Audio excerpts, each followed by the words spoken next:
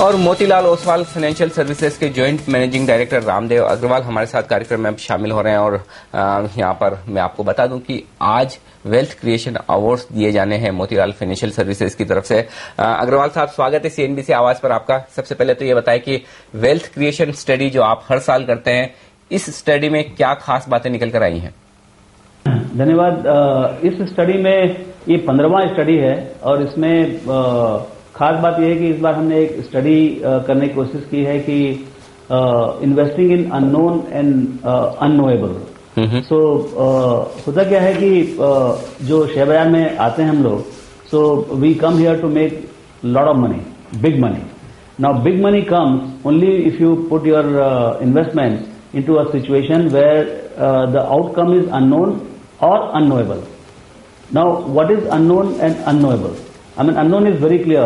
You don't know about them. But unknowable is a situation where you don't know what will happen. How much will happen is one thing, but you don't know even the outcome. So, with the help of your specialized skills, you try to fathom or conjecture the outcome as well as the uncertainty levels. So, when you invest in those kind of situations, you make extra profits. Now, why people don't do that? People don't do that because of two things. One, the fear of loss. मतलब हमारे पैसे टूट जाएंगे इसके लिए। दूसरा ये कि पैसे टूटेंगे तो एक तरफ है, दूसरा ये कि क्रिटिसिज्म होगा कि भाई आप जो काम कर रहे हैं उसमें सब लोग नहीं लगे हुए हैं, 100 में से सिर्फ आप अकेले ही हैं। तो उसमें क्या होता है, there is a criticism, hindsight criticism कि आप गलती किए तो आपका पैसे लगे इस टाइप का। But what happens is that this particular strategy is the perfect strategy to make money because you lose only 1 rupee. If you put 1 rupee bet, you can lose 1 rupee. But when you gain, you can get 1:100, 1:50, 1:10, depending on your luck and your competence. So even if you in 5 situations, in 4 situations you lose almost everything. But in one situation you are successful, you make a lot of money. जी, यहाँ पे एक और मुद्दा रामदेव जी, अगर मैं आपको रोकूं, वो ये है कि हाल के दिनों में काफी ऐसे जो आइडियाज चेस कर रहे थे इन्वेस्टर्स, उन्हें बड़ा झटका लगा है काफी छोटे और मझोले स्टॉक्स में जिस तरह की खबरें सामने आई हैं। तो आप चूंकि कंसिस्टेंट विनर्स को लगातार पहचानने की कोशिश मार्केट में करते रहे हैं, क्या मार्केट ओवरऑल इन विनर्स को और साथ ही इन लूजर्स को सही तरीके से पहचान पा रहा है? इसमें गलती तो होती है और इसमें आपको मालूम पड़ रहा है कि कहीं कहीं पर मैनिपुलेशन भी है। सो क्वालिटी ऑफ मैनेजमेंट एक समझ में आता है कि इस टाइप के जो बड़े विनर्स होते हैं, जैसे 5 साल 10 साल में भी यदि मान लो बड़े विनर्स निकालने हैं, तो उसमें quality of management, integrity of management, energy level of management and competence of the management. So it all, apart from the business opportunity, what is most important is to have a very high quality management, and that's where I think people compromise. And because of big promises by the management, and even if it is manipulated, people line up there. So वो चीज एक बचना बहुत जरूरी है कि आप गलत मैनेजमेंट के, और जितने इन्वेस्टर्स हैं कई लोग को मालूम भी रहता है कि ये मैनिपुलेटेड है, फिर भी वहां जाते हैं.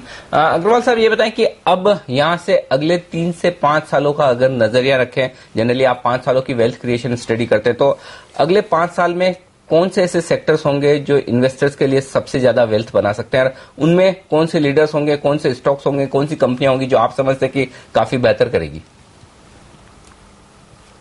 इसमें हमने इस स्टडी में एक पर्टिकुलर सेगमेंट का काफी थॉरो स्टडी किया है और काफी डेटा प्रोवाइड करने की कोशिश की है, वो है सेविंग्स इन इंडिया. सो ये जो जिस स्पीड से इंडियन इकोनॉमी बढ़ रही है, उससे पीछे आप देखें, पीछे 10 साल में टोटल सेविंग्स का करीब $2.5 trillion.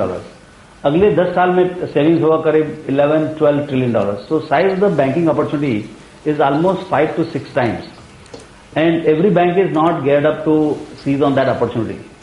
So, what is required is that, the opportunity is that some of the smaller banks who are having very good management, who have the energy, who have the competence, and who are going methodically. The way HDFC Bank scaled up in last 10-15 years, or Axis Bank in last 10 years. I think like that, some of the banks are in today's position to scale up very nicely in next 5 to 10 years. So those are the banks, or even financial services institutions like housing finance companies or NBFCs, or even some insurance companies, brokerage companies. I think they are going to do fantastic. They are going to present fantastic opportunities for investing. The whole issue is that you must be betting with the guys the management which is known, I mean management has to be very very good. जी, एक और story, लेकिन अगर आप देखें policy reforms की, जहां पे ऑयल मार्केटिंग कंपनीज के लिए जिस तरह से मेजर्स लिए गए हैं, मेरे ख्याल में साल भर पहले तक ज्यादातर एनालिस्ट उसका अंदाजा नहीं लगा पा रहे थे कि फाइनली लिबरलाइजेशन होगा, पेट्रोल का हो गया, शायद डीजल भी हो जाए। लेकिन डिबेट यह है कि क्या अब ये आपके पोर्टफोलियो में शामिल करने लायक स्टॉक्स बन चुके हैं, इतने रिफॉर्म्स हो गए, या आप भी ये केवल ट्रेडिंग के ही मौके हैं? आपके जैसे एक्सपर्ट्स अभी भी इससे खुश नहीं? करीब 3 साल से मैं लेके बैठा हुआ हूँ, यही सोचते हुए कि कभी न कभी जब ऑयल प्राइस गिरेगा, गवर्नमेंट नेसेसरली ये रिफॉर्म्स लेके आएगी। सो पेट्रोलियम का तो, पेट्रोल प्राइसेस का रिफॉर्म्स तो हो गया है। In diesel they have already pass the resolution, but I think they are little hesitant because of inflationary pressure और whatever. So politically they are trying to see when they can do it, but मेरे ख्याल से उनके इरादे बहुत clear हैं। और आज जो पेट्रोल का प्राइस बढ़ा है, उससे ऐसा लग रहा है कि अगले महीने 2 महीने में डीजल का भी काफी एक डिकंट्रोल और डीरेगुलेटेड काइंड ऑफ एनवायरनमेंट तैयार हो जाएगा। तो ये परफेक्ट सिचुएशन है of unknown and unknowable. I mean it is clearly unknown, but क्या क्रूड का दाम होगा, क्या गवर्नमेंट का रिस्पांस होगा, वो समय ही बताएगा। लेकिन ये बहुत बड़ा बिजनेस है और फ्रेंचाइज बिजनेस है, and I think it is very valuable. Agrawal साहब, ऑटो स्टॉक्स ने पिछले 1.5 साल में काफी जबरदस्त वेल्थ बनाई है इन्वेस्टर्स के लिए। क्या लगता है आपको, यहां से भी ऑटो शेयरों में पैसा लगाकर वेल्थ बन सकती है? और दूसरा, एक स्पेसिफिक इवेंट पर आपकी राय लेना चाहूंगा। हीरो और होंडा के बीच में जिस तरह से अब पार्ट होने की, अलग अलग होने की बात चल रही है, उसका क्या इम्पैक्ट पड़ेगा? ऑटोमोटिव इंडस्ट्री एक one of the largest opportunity, क्योंकि जब प्रॉस्पेरिटी बढ़ती है तो सबसे पहले लोग एक अच्छी गाड़ी खरीदते हैं, और इकोनॉमी, बूमी इकोनॉमी में आपको ट्रक्स और ट्रैक्टर्स की भी बहुत ज्यादा जरूरत पड़ती है। सो ये पूरा जो ऑटोमोटिव माहौल है, ये जो हमने जो 2-3 साल में जो बूम देखा है, वो मेरे ख्याल से इससे भी बड़ा बूम आगे है। सवाल ये है कि जो कंपनीज हैं, कंपोनेंट्स में लगाएंगे, कंपनीज में लगाएंगे। मेरे ख्याल से जो मेन कंपनीज हैं वहीं पर ही इन्वेस्ट करना चाहिए। और ये जो हीरो होंडा का जो ब्रेक है, वो भी इसी कारण से हो रहा है कि होंडा को भी लग रहा है कि बहुत बड़ा अपॉर्चुनिटी सामने, और हीरो को भी लग रहा है बहुत बड़ा अपॉर्चुनिटी सामने। सो दोनों अपने अपने आप से इस बाजार में अपना वर्चस्व स्थापित करना चाहते हैं। और अभी जो भाव है 1600-1700 का जो भाव है, उसमें मुझे लगता है एक अपॉर्चुनिटी है हीरो में इन्वेस्ट करने का।